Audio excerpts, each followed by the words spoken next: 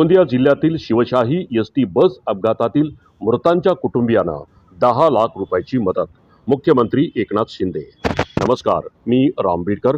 PM न्यूजमध्ये आपलं स्वागत आहे. आता पाहूयात काय आहे सविस्तर बातमी. नुकताच गोंदिया जिल्ह्यात शिवशाही एसटी बसचा अपघात झाला होता. त्या संदर्भात मुख्यमंत्र्यांनी अपघातग्रस्तांच्या नातेवाईकांना मदतीची घोषणा केली आहे.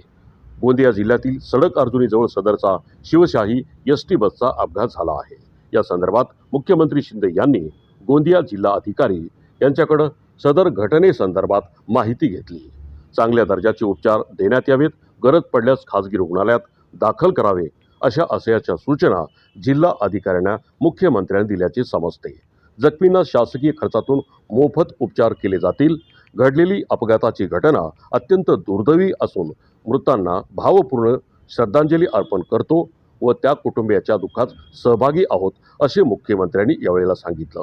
PM न्यूज करिता मुख्य संपादक किशोर सोनावणेसह गोंदियाहून मी राम बीडकर.